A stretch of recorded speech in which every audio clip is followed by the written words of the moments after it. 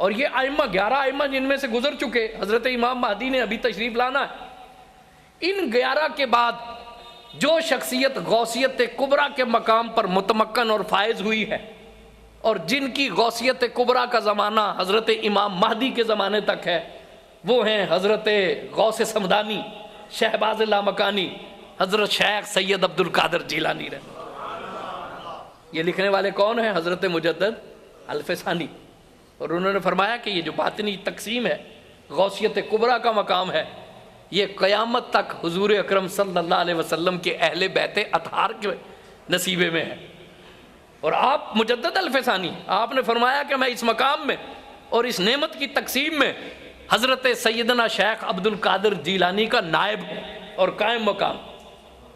اپنی شخصیت کی آپ نے بات نہیں کی، تو اہل بیت کی محبت کے اس تصور کو آپ نے راسخ فرمایا، لیکن کلی تصور کو آپ نے اپنا ایک حال بیان کیا۔ آپ نے فرمایا کہ میں اس محبت اہل بیت کی وجہ سے ختم شریف کا اہتمام کرتا تھا اور آل ابا کو ایصال ثواب کیا کرتا تھا۔ ایک دن میں نے نبی کریم صلی اللہ علیہ وسلم کی زیارت کی، اور جو میں نے ہدیہ پیش کی تیار کیا تھا، وہ میں دیکھ رہا ہوں کہ عالم معاملہ میں حضور کی طرف کی خدمت میں پیش کر رہا ہوں، لیکن میں نے دیکھا کہ حضور نے توجہ نہیں فرمائی، بلکہ خود آپ نے یہاں تک لکھا کہ حضور نے اپنا چہرہ مبارک مجھ سے پھیر لیا۔ مجھے تشویش ہوئی کہ حضور کیوں ناراض ہے، تو حضور نے ارشاد فرمایا کہ میں عائشہ صدیقہ کے گھر میں کھانا کھاتا ہوں، جس نے مجھے راضی کرنا ہو وہ اپنا کھانا وہاں پہنچا۔ تو آپ فرماتے ہیں کہ میں سمجھ گیا کہ میں جو ختم شریف میں حضرت ام المومنین عائشہ صدیقہ کا نام نہیں لیتا تو حضور کو یہ بات پسند نہیں ہے۔ اس کے بعد میں نے ختم پڑھتے ہوئے ساری امہات المومنین کا نام بھی لینا شروع کیا۔ تو یہ کلی تصور ہے۔ آج لوگ مغالطہ کرتے ہیں کہ اہل بیت اطہار یہ 5 ہیں اور ان کی مبارک ماؤں کو نکال دیتے ہیں۔ یہ کوئی عقل میں آنے والی بات ہے کہ بیٹی تو اہل بیت میں سے ہو اور اس کی والدہ اہل بیت میں نہ ہو؟ جی یہ کوئی عقل میں آنے والی بات ہے؟ سیدھی سی بات مطلب ہے، اس میں ہم یہ موضوع نہیں ہے نا کہ اس کی دلائل کی طرف انسان جائے، سامنے کی بات ہے کہ کوئی عقل کی بات ہے، یہ کوئی بات فہم میں آنے والی ہے کہ بیٹی تو اہل بیت میں ہو اور اس کی والدہ اہل بیت میں نہ ہو۔ آج یہ تصور سنیوں میں راسخ کرنے کی کوشش ہو رہی ہے کہ امہات المومنین اہل بیت اطہار میں سے نہیں ہیں، اور یہ تصور بھی راسخ کرنے کی کوشش کی جا رہی ہے کہ جو اہل بیت کی محبت کو اولیت نہیں دیتا اور خلفائے راشدین کی محبت کی بات کرتا ہے وہ معاذ اللہ کو دشمنان اہل بیت میں سے نہیں۔ حضرت مجدد الفسانی نے کہا کہ توازن کو نہ چھوڑو، خلفائے راشدین ہیں، اہل بیت اطہار اہل بیت اطہار ہیں، اور وہ سفینہ نوح ہے، وہ نجات کا سفینہ ہے، لیکن یاد رکھو صحابہ ہدایت کے ستارے ہیں۔ سفینہ اسی وقت چلتا ہے جب آسمان پہ ستارے نمودار ہوتے۔ یہ حضرت مجدد الفسانی کا نکتہ ہے، آپ نے اکثر واعظین سے سنا ہوگا، لیکن یہ نکتہ پہلے کس نے بیان کیا؟ حضرت مجدد الفسانی۔ اور وہ میں پہلے بیان کر چکا ہوں کہ وہ اہل بیت اطہار سے کس درجہ محبت کے اور ان کی روحانی عظمت کے کس درجہ قائل ہیں، لیکن وہ صحابہ کرام کی محبت پہ کوئی کمپرومائز کر کے اہل بیت کی محبت کی بات کرنے کا مسلک نہیں رکھتے۔ اور اسی طرح جب صحابہ کرام کی محبت کی بات کرتے ہیں تو اس سے اہل بیت کے نفی نہیں سمجھتے، اہل بیت کی محبت کی بات کرتے ہیں تو اس سے صحابہ کی نفی نہیں سمجھتے۔ یہاں تک کہ آپ نے فرمایا کہ حضرت امیر معاویہ کا احترام کرنا بھی ضروری ہے، کیوں؟ وہ رسول اللہ صلی اللہ علیہ وسلم کے صحابی ہیں، اور جو بھی ان کے سیاسی معاملات ہیں، اختلاف رائے ہے، اس میں ان کی خطائے اجتہادی ہے، لیکن کسی بھی معاملے میں غلو نہیں کرنا چاہیے، افراط اور تفریط سے بچنا چاہیے، اور یاد رکھو کہ توازن ہی اہل سنت والجماعت کا شعار ہے۔ آج ہم دیکھیں ہماری اپنی مسجدوں میں یہ عجیب و غریب ناگوار بحثیں شروع ہیں، جبکہ صوفیاء سلف کو دیکھیں، حارث محاسبی کا میں نے نام لیا، جنید بغدادی کا نام لیا، کشف المحجوب دیکھو، امام غزالی کی کتابیں دیکھو، کتاب اللمع دیکھو، رسالہ کشاریہ دیکھو، یہ وہ لوگ ہیں، قوت القلوب دیکھو، عوارف المعارف دیکھو۔ یہ جو آج ایک عجیب و غریب قسم کا ہم نے روحانیت کا تصور بنا لیا ہے، تصوف کو ہمارے صوفیاء کرام تو ایک کل کی صورت میں دیکھتے ہیں، اور ایک نبی کریم صلی اللہ علیہ وسلم کے سارے فیضان کے ورثے میں دیکھتے ہیں وہ الگ الگ ٹکڑوں میں بانٹ کر تصوف کو دیکھنے کے قائل نہیں ہیں. عجیب و غریب قسم کے لوگوں نے واہمیں بنا لی ہیں. آج آپ بہت سے نام دیکھیں نا تو جی ہم کس سلسلے سے تعلق رکھتے ہیں؟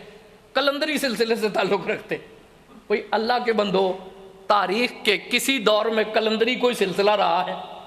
کسی درویش نے کوئی کلندری نام کا سلسلہ جاری کیا ہو؟ کلندری ایک کیفیت ہے، یہ کوئی فلسفہ نہیں ہے. وحدت الوجود، وحدت الشہود، یہ بہت ہی اخص الخواص کا مسئلہ ہے، میں اسے نہیں چھیڑ رہا. حضرت مجدد الفسانی پہ مطالعہ کرنے والے لوگ ان موضوعات پہ بات کرتے ہیں، لیکن میں نہیں سمجھتا کہ میں ان کی الف بے بھی ان موضوعات کی سمجھتا ہوں.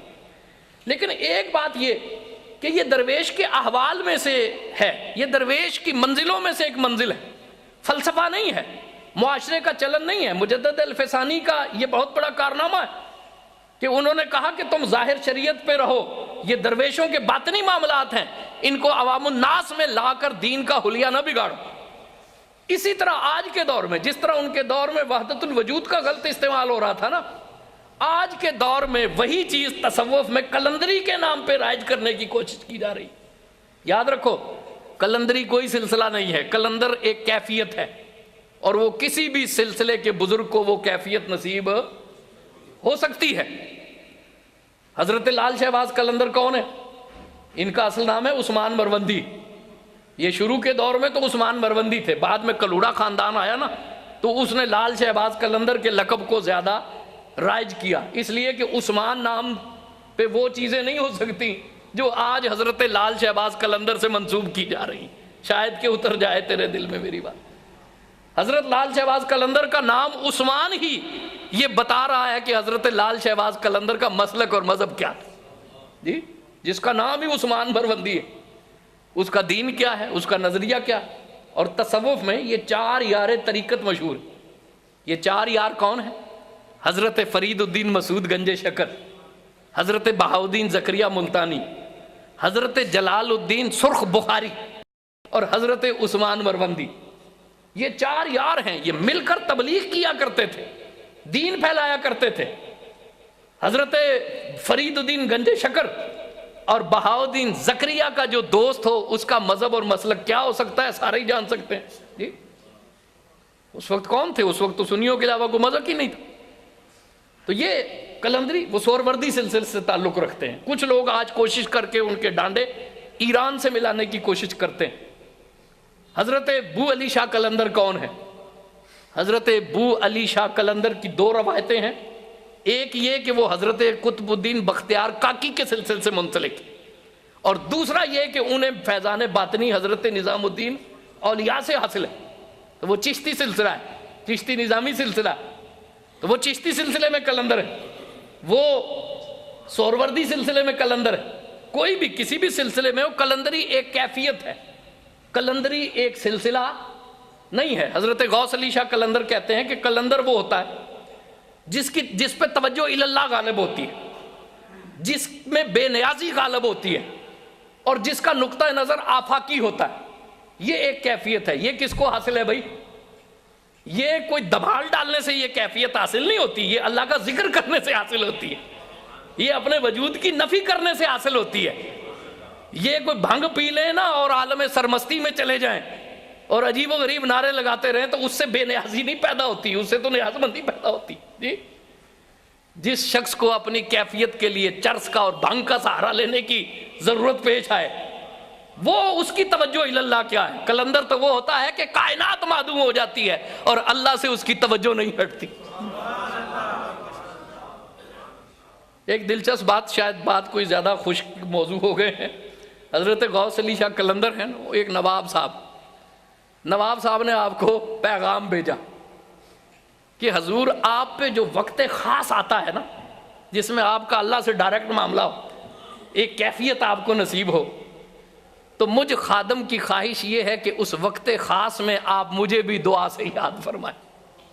جی، وقت خاص ہو نا. یہ جو عمرہ ہوتے ہیں انہیں بڑا ناز ہوتا ہے کہ یہ تو فقراء کو جیسے چاہیں نا نظر بھیج دیں اور جو بھی کہلوا دیں. جی، تو قلندر کو انہوں نے پیغام بھیجا کہ جو وقت خاص ہو نا، جب اللہ سے آپ کی ڈور ملی ہوئی ہو، ڈائریکٹ معاملہ ہو، تو مجھ حقیر کو بھی یاد کیجئے۔ غوث علی شاہ قلندر نے کیا جواب دیا؟ آپ نے پیغام دیا کہ اس وقت خاص پہ میں 4 حرف نہ بھیجوں کہ ہو وقت خاص اور مجھے نواب یاد آئے۔ آپ نے فرمایا کہ اس وقت خاص پہ ہم 4 حرف نہ بھیجیں کہ ہو وقت خاص اور اس وقت خاص میں ہمیں کون یاد آئے؟ نواب یاد آئے۔ آپ نے فرمایا کہ اس پہ تو حرف بھیجنے کی ضرورت ہے، وہ بھی کوئی وقت ہے کہ ہو وقت خاص، درویش کا وقت خاص ہو اور اس میں یاد کون آ رہا ہو؟ اس کو نواب۔ جی اس وقت تو اپنی ذات یاد نہیں ہوتی درویش کو، جی اس وقت تو درویش کو اپنی ذات یاد نہیں ہوتی تو نواب یاد آئے گا۔ تو قلندری تو توجہ اللہ ہے۔ عثمان ورورندی کے ذرا زندگی تو دیکھو، اس کو یہ قلندری کیسے نصیب ہوئی؟ دمال ڈالنے سے اور بھنگ پینے سے نہیں نصیب ہوئی، جی جان گلانے سے ہوئی۔ برسوں اس نے صحراؤں میں تبلیغ کی، علم شریعت پڑھایا، تبلیغ کی۔ یہ محبت کے استغراق کے سلسلے کے رویے، استغراق کی کیفیت ہے۔ ہر سلسلے کے بزرگ پہ طاری ہوتی ہے، ہر سلسلے کے بزرگ پہ کوئی یہ کیفیت مل سکتی ہے، قلندری کوئی سلسلہ نہیں۔ حضرت مجدد الفسانی کے دور میں جو بات وحدت الوجود کی غلط تعبیر سے لی جا رہی تھی، آج کے دور میں لفظ قلندر سے وہی باتیں کرنے کی کوشش کی جا رہی ہے۔ آج کے دور کو اس سے بھی متربع رہنے کی ضرورت ہے۔ عقائد میں سنیوں کو خاص طور پہ توازن کی ضرورت ہے۔ یہ جو ایک جھگڑے شروع ہیں صحابہ کے نام پہ اور اہل بیت کے نام پہ، خدا را ان کو اپنی صفوں میں جگہ نہ دیجیے۔ یہ سب جذباتی باتیں ہیں، یہ غیر علمی باتیں ہیں۔ اسلام توازن کا نام ہے، اسلام سب سے محبت کا نام۔ ہم اہل بیت سے بھی محبت کرتے ہیں، ان کو اپنا ایمان سمجھتے ہیں۔ مجدد الفسانی جو شریعت کے بڑے پاسدار ہیں، نقشبندی سلسلہ جو ظاہر شریعت میں سب سے زیادہ زور دیتا ہے، جب مجدد الفسانی کہہ گئے ہیں کہ خاتمہ بالایمان کے لیے نسبت اہل بیت کی سب سے زیادہ ضرورت ہے، تو اس کے بعد تو بات ہی ختم ہو جاتی ہے۔ جی اس کے بعد تو اہل بیت اطہار کے حوالے سے سنیوں کو کسی وضاحت کی ضرورت ہی نہیں، کسی معذرت کی ضرورت ہی نہیں، اس احساس کا شکار ہونے کی ضرورت ہی نہیں کہ ہم صحابہ کی فضیلت کی بات کریں گے تو محبت اہل بیت سے علیحدہ ہو جائیں گے۔ نہیں، صحابہ کرام کو کس نے دیا ہے؟ صحابہ کرام کو کس نے دیا ہے؟ اہل بیت اطہار میں سب سے پہلا نمبر تو رسول اللہ کا ہے نا۔ 5 تن پاک میں پہلا نام کس کا ہے؟ رسول اللہ کا ہے نا۔ تو جسے رسول اللہ نے ابو بکر صدیق بنا دیا، اس سے انکار کرنا یہ محبت اہل بیت ہے؟ جسے رسول اللہ نے فاروق اعظم بنا دیا، اس کا انکار کرنا یہ محبت اہل بیت ہے؟ جسے رسول اللہ نے اپنے جگر کے 2 ٹکڑے دے کے ذوالنورین بنا دیا، اس سے انکار کرنا محبت اہل بیت ہے؟ جی 5 تن پاک میں پہلا تن کون ہے؟ رسول اللہ کا ہے نا۔ جو رسول اللہ کی فیضان کرم سے ذوالنورین ہے، جس کے پاس 2 ٹکڑے ہیں رسول اللہ کے، اس کا انکار کرنا محبت اہل بیت ہے؟ جی اور پھر جن آفتاب و مہتاب کی بیٹیاں حضور کے گھر ہیں، حضور کے گھر ہیں،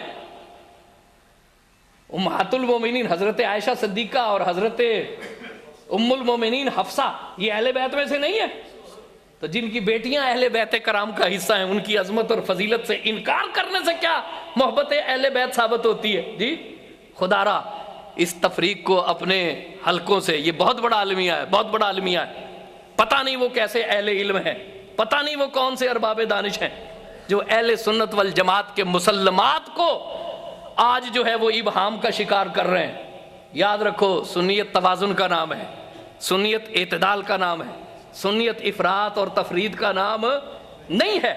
اور مجدد الفسانی نے اپنے مکتوبات میں اس توازن کو افراط اور تفرید سے بٹنے کی، اس شخص نے، اللہ کے اس بندے نے دیکھ لیا کہ اگلے 1000 سال میں کیا فتنے پیدا ہو رہے ہیں۔ آپ نے سختی کے ساتھ اس کی تردید کی۔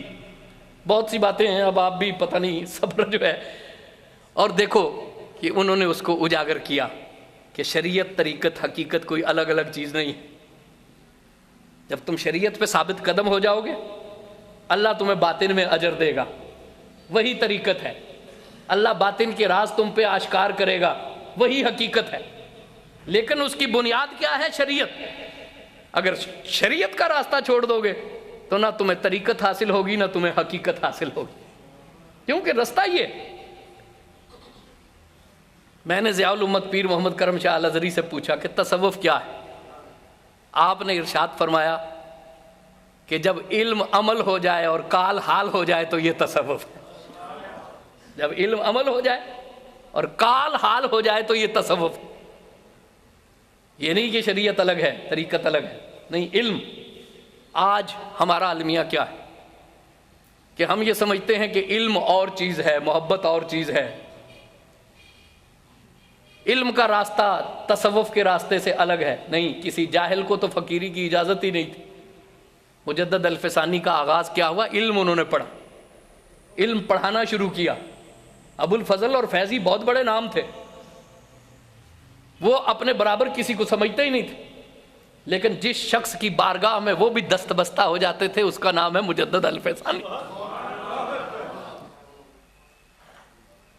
جتنے بھی صوفی، آپ داتا گنج بخش کی کشف المحجوب دیکھیں، علم کا سمندر ٹھاٹے مار رہا ہے۔ کشف المحجوب پڑھ کے اندازہ ہوتا ہے کہ یہ صرف عالم نہیں ہے داتا گنج بخش، بلکہ مجتہد ہے۔ غوث اعظم 25 سال کی عمر میں بغداد کے مجتہد کہلائے۔ امام غزالی کوئی ان پڑھ شخص ہے؟ معین الدین اجمیری نے علم کتنا پڑھا؟ حضرت بختیار کاکی نے علم کتنا پڑھا؟ بختیار کاکی ملتان میں تشریف لائے، فرید الدین گنج شکر ایک مسجد میں کتاب پڑھ رہے تھے، نافع، ابھی بالکل بچے 10-11 سال کی عمر، کتاب پڑھ رہے تھے نافع۔ تو انہوں نے دیکھا کہ حضرت قطب الدین بختیار کاکی چونکہ ایک فہمیدہ شخصیت ہے، ان کی خدمت میں حاضر ہوئے، تعظیم بجا لائے۔ آپ نے بڑے پیار سے پوچھا، بیٹا کیا پڑھ رہے ہو؟ عرض کی نافع پڑھ رہا ہوں۔ عرض کرنے لگے، فرمانے لگے کہ یہ تمہیں نفع دے گی؟ عرض کرتے ہیں نفع تو مجھے آپ کی نظروں کے فیضان سے ہوگا۔ جب نظر ہو جائے گی نا تو یہ کتاب بھی نفع دے گی۔ یہ فیضان نظر تھا یا کہ مکتب کی کرامت تھی؟ سکھائے کس نے اسماعیل کو آداب فرزندی؟ آپ بڑے خوش ہوئے۔ انہوں نے عرض کی کہ مجھے بیعت کر لیں، انہوں نے قبول فرما لیا۔ بابا صاحب نے گزارش کی کہ مجھے ساتھ لے چلیں۔ آپ نے فرمایا نہیں، علم دین ضروری ہے، پہلے علم کی تکمیل کرو پھر میرے پاس آنا۔ فرید الدین گنج شکر علم پڑھاتے تھے۔ نظام الدین اولیاء آپ کی خدمت میں آئے نا، تو انہوں نے پوچھا کہ نظام الدین قرآن کو تجوید سے پڑھا ہے؟ عرض کرنے لگے کہ پڑھا ہے۔ فرمانے لگے سناؤ۔ انہوں نے سنایا، لیکن بابا صاحب نے کہا کہ اور بہتری کی ضرورت ہے۔ نظام الدین اولیاء فرماتے ہیں کہ میں نے 6 سپارے بابا صاحب سے تجوید کے ساتھ پڑھے۔ جی، اتنی گہرائی تک وہ لوگ جاتے تھے۔ حضرت نظام الدین اولیاء فرماتے ہیں کہ داد کا تلفظ بڑا مشکل ہوتا ہے۔ آپ فرماتے ہیں کہ جس خوبصورتی سے اسے بابا صاحب ادا کرتے تھے نا، میں نے پورے ہندوستان میں اتنا خوبصورت پڑھتے ہوئے کسی کو نہیں دیکھا۔ عوارف المعارف آپ نے بابا صاحب سے پڑھی۔ پھر نظام الدین اولیاء اتنے بڑے عالم کہ زمانہ طالب علمی میں آپ کو کہا جاتا تھا نظام الدین بحاس، نظام الدین محفل شکن۔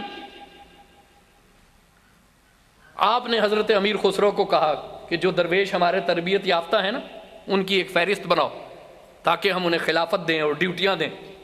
وہ ایک فہرست بنا لائے، اس میں ایک نام تھا حضرت اخی سراج رحمت اللہ علیہ۔ آپ بہت بڑے عابد، بہت بڑے زاہد، بہت متقی، اور ان کا باطن اتنا صاف تھا کہ خواجہ نظام الدین اولیاء انہیں فرماتے تھے یہ آئینہ ہند ہے۔ ان کا باطن اتنا صاف ہے کہ پورا ہندوستان ان کے باطن میں نظر آتا ہے۔ لیکن جب خلافت کی بات آئی تو نظام الدین اولیاء نے فرمایا کہ اخی سراج علم ظاہر نہیں پڑے ہوئے، اس لیے ان کو خلافت نہیں ملے گی۔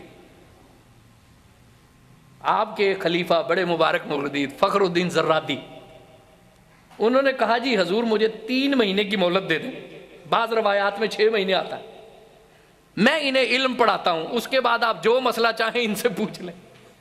فخر الدین زرادی نے انہیں پڑھایا، پھر نظام الدین اولیاء کی خدمت میں پیش کیا۔ آپ مطمئن ہوئے تب انہیں خلافت عطا فرمائی۔ جی، لیکن دیکھیں نا اخلاص میں برکت ہوتی ہے۔ خلافت عطا فرمانے کے بعد آپ نے فرمایا کہ تم بنگال چلے جاؤ۔ انہوں نے عرض کی کہ میں تو اتنا زیادہ پڑھا لکھا نہیں ہوں نا، گو کہ میں علم کے ابتدائی اس امتحان میں پاس ہو گیا ہوں، لیکن وہاں پر علاء الدین گنج نبات شیخ الاسلام ہیں، بہت ہی بڑے عالم ہیں، بہت ہی بڑے عالم ہیں، نیک متقی شخص، خلقت ان کی طرف متوجہ۔